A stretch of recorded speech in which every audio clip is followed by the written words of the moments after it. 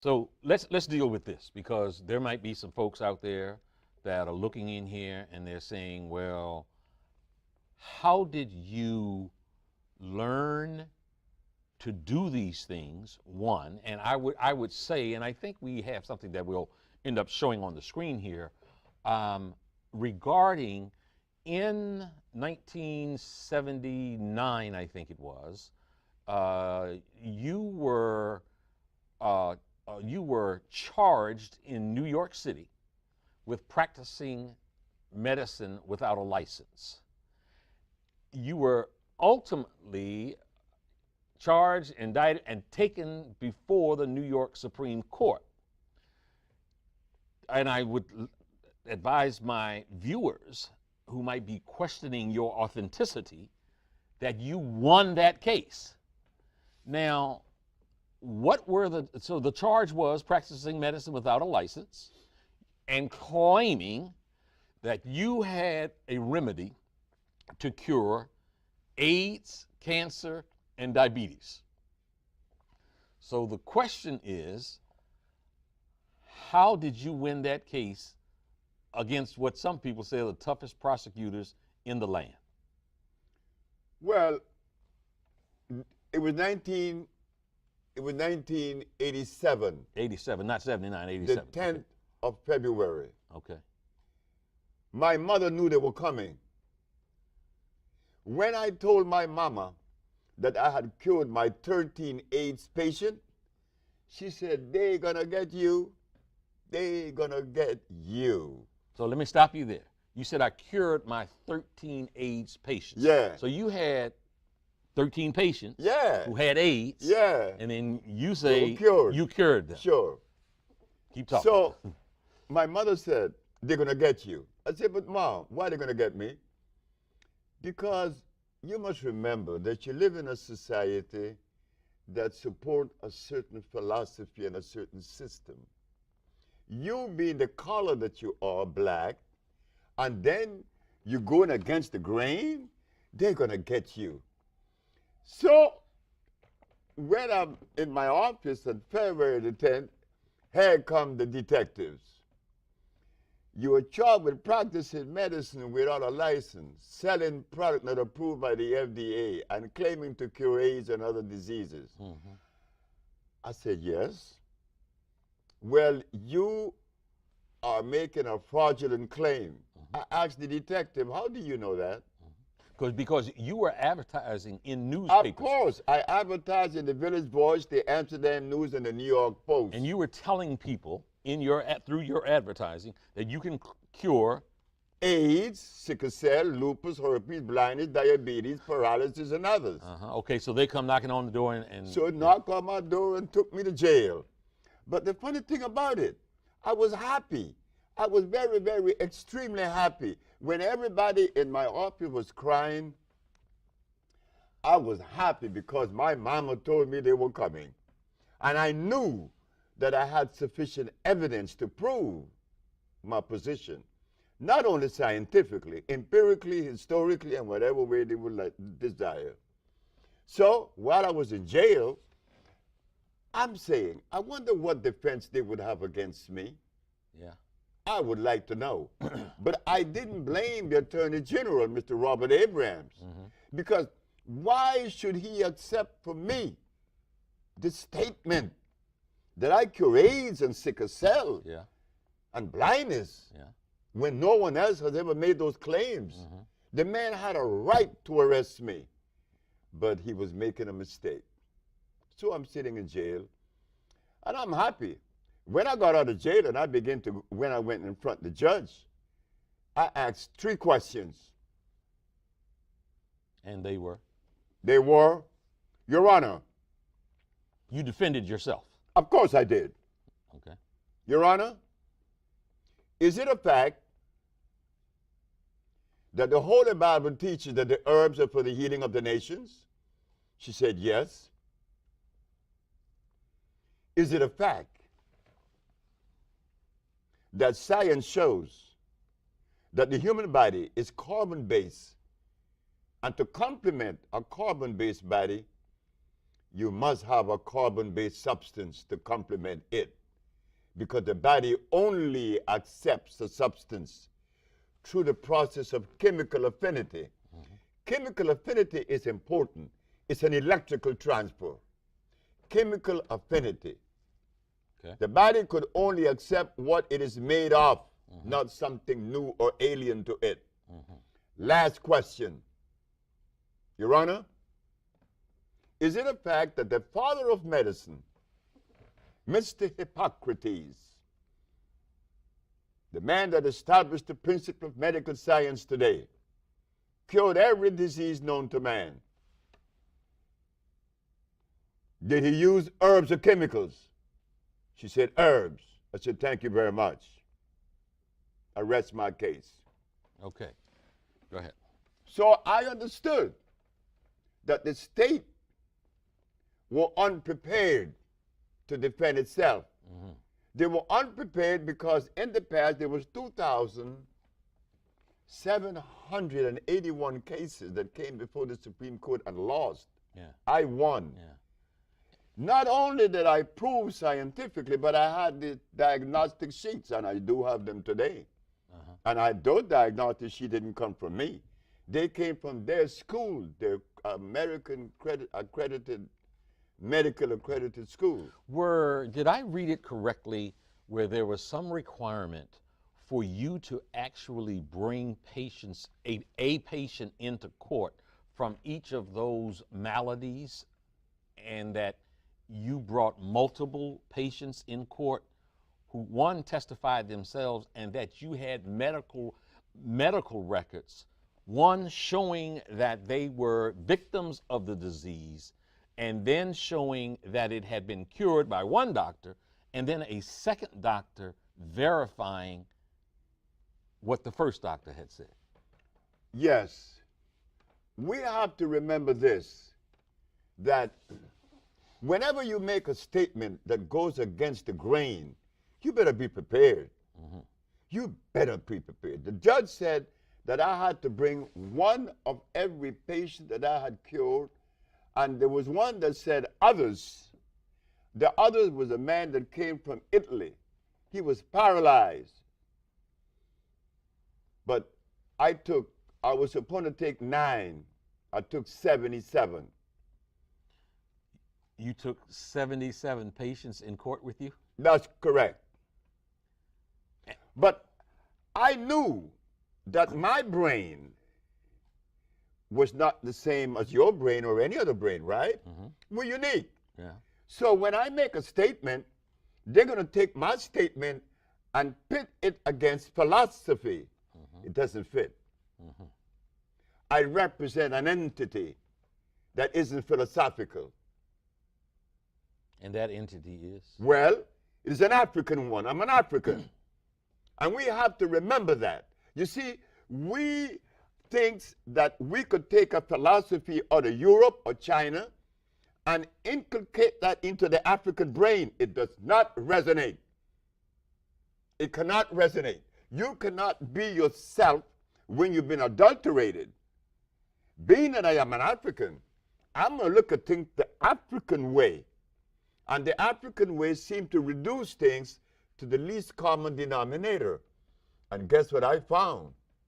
That there's only one disease, not 2, not 3, 1. When I opened my big black mouth and told the judge that, oh my God. What did you say? I said, Your Honor, there's only one disease.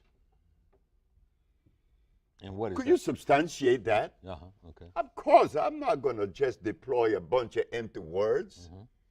I represent a country. I represent a people. I represent a race. And I represent myself. I'm not going to undermine myself. There's only one disease. The judge said, what is it? I said, you already know. She said, try me. It was a woman, Ann Feldman. I said, Your Honor, when someone has sinusitis, what is obstructing the nasal passage? She said, mucus. And when another has bronchitis, what is obstructing the bronchial tubes? She said, mucus. And when another has pneumonia, what's covering the cells of the lungs? She said, mucus. Dr. Victor Herbert, who is defending the state of New York, jumped up and said, what about AIDS? You and your one disease theory? I said, Your Honor, this doctor is saying that I believe in a theory. I am the last individual on earth that could believe in a theory. I do not lend myself to theories or philosophy. Either I know or I don't know. Okay. He's talking about theories. Yeah. You talking about the real deal. I'm talking about reality, not theories, not philosophy. So please share with this. So she said, and what about AIDS? Yeah. I said, well, he asked about what about AIDS? He want to know where the mucus. I said, Your Honor, have you been to an AIDS ward? She said, yes. I said, what is it that the AIDS spits up every 5 minutes? She said, mucus. Where is the mucus? It's in the skin, it's in the blood, and the lymphatic system that makes up the immunological system. That is where you find the mucus, Mr. Victor Herbert. How could you agree with, how can you disagree with truth? You see, what happened, I didn't go to school. I have never been to school. I have never attended any school, kindergarten, grade school, high school, or anything. But I had parents that kept me anchored to the African way, not to the Chinese way, not to the European way, not to the Japanese way. I am an African. Were your patients all of color? No, no. I have patients that are white. I have more white patients than I have black. Okay, so this scourge that, has just run rampant, through the world, AIDS. Can you walk us through as much as you can a step-by-step process where you have a patient that has AIDS and you do XYZ or ABC, and then the patient no longer has AIDS? Can you walk us through that? Of course. When the first patient was a brother in Boston named Michael White, and a sister, she's from D.C. Her name is, oh boy, I forgot her name right now. Okay. But she told me, she said, Dr. Sevi, my brother has AIDS in Boston. So what do you do? I said, well, I must send him the compound. The compound that I made were made to cleanse the cells. They come in the category of phosphates, carbonates, iodides, and bromides. Now we are entering the science of biochemistry. These are food and vitalizers. I remove from the man's diet lactose, uric acid, and carbonic acid, milk, starches, and meat. By removing these things from his diet and then cleansing his cells, he began to see recovery in 24 hours. And so it went. They kicked him out of the hospital 2 weeks later. Memorial Hospital in Boston, Dr. Bonanno. Then there was a young man in D.C., Zelma Peterson is her name. Zelma Peterson. Yeah. She was the one that introduced me to my second AIDS patient, and from then it was all the way alive. Okay. Now, you have documented. I got proof now. You have proof. I have books with the documents in it, diagnostic sheets. Yeah. And the medical world still puts out that you are a quack, you're a crazy man, you're not credentialed, and that you run scams on people. But you have documented proof of healing people. Now, I know that you have you reference a compound in Honduras. You also operate out of Los Angeles. Los Angeles also. So when you get a patient now, if you have a DC patient, does that DC patient need to go to LA or Honduras? Or? No, we treat them. In fact, we send 1,000 packages a day throughout the world right now. Israel, Hong Kong, China, Russia. We have people in the village now from Russia. We have people from all over the world. We send packages all over the world. You don't have to even be in Honduras. But it is good to go to Honduras because the thermal waters are there. Yeah. And they accelerate the process of healing once you immerse your body in it and you drink it. You speak of Honduras. Now, about the medical science saying that I'm a quack, Yeah. I do not blame medical science for making that statement because my race has never done anything on that level of endeavor to express itself able to cure diseases on that level, in other words. So, sure, I'm a quack, but I don't care what they say. Yeah. What I was concerned with, not medical science, because I know that they're the one that is violating. I am not the violator. Hippocrates did not establish the school of medicine by using chemicals because the chemicals cannot assimilate. A chemical cannot assimilate with the human body. An herb can because they are electrical. Okay. Herbs are electrical, and we have yet to understand that. I was concerned with the black leadership of America, not medical science. When I had cured these people of sickle cell and lupus and herpes and blindness, I was happy. I said, now I could go to all the leaders. I could go to Minister Farrakhan. I could go to Jesse Jackson. I could go to Al Sharpton. I could go to Oprah Winfrey. But what I found out, I was mistaken. I was wrong. They are not interested in the healing of any black people. That's an explosive claim. That is not an explosive statement. That is a reality.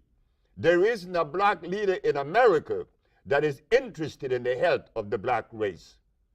Do you say that because they refuse to interact with you? They are not in the position to respond. If they were, my first case of AIDS was cured in 1984. Yeah. And since then, we've been curing people of lupus and herpes and cancer and blindness. And not one black leader ever said, well, let us help the brother. That you just mentioned what some people in hushed tones refer to as the C word, cancer. I have friends right now that have been victimized by that scourge of a disease. Two fairly close to me who have been going through chemotherapy. We just recently had the lieutenant governor from the state of Maryland, and the governor of Maryland has cancer, and he's been going through chemotherapy treatments, and he talked about how devastating those treatments were. So you obviously don't treat with chemo. Why is it wrong for a cancer patient to be treated with chemotherapy? Chemotherapy is an approach that destroys cells. Chemotherapy doesn't distinguish between good cells and bad cells. It destroys cells. It's an acid approach. What kind of approach? Acid. Oh, acid approach, okay. My approach is an intracellular cleansing. What causes disease in the first place? An acid condition. Well, let us sweep it out. Let us find the plants that are consistent with cleansing. You see, we just begin to wake up. We just begin to realize that we are way in a deep deficit. What do you mean by that? Well, I mean that we have never spent time in analyzing or even trying to understand the difference in our genetic predisposition. We have never understood the science of biochemistry. All of the folks that have came to us, they came to us with history, bunch of history, a lot of religion, a lot of philosophy, but none of them came with a food that would help me to live as healthy as I possibly can. Look carefully. We're not going to make excuses no more. Because if we continue to make excuses, we're going to go deeper into the deficit. Just recently, a report came out that the Christian diet need to be examined, re-examined. Because in the Christian diet, you have people eating hog, potatoes, rice, and beans. But if we take this substance to a biochemist, he's not going to find any food in any of these substances. So why do we eat these things? Then we get sick. I always use that black woman in the jungle. For some reason, she keeps showing up. This black woman in the jungle keeps showing up as setting the standards and raising the bar. Why? Tell me what you refer to when you say this black woman in the jungle. Oh, I mean, this woman was the woman that set the standards. This woman didn't die because of disease. She didn't have any hospitals in the jungle. She didn't have any doctors. She didn't have any medicine. That's why Hippocrates said that your medicine should be your food, or your food should be your medicine. Because the African people didn't have a doctor. They didn't need him. Because they didn't have any of the substance that would violate the biology of the individual. So how long did they live? Do you and I know how long those Africans lived in the forests of Africa before the chemical people came? Furthermore, my mama wasn't naked. She was natural. Because to say that my mama was naked in the forest is to say that God made clothes.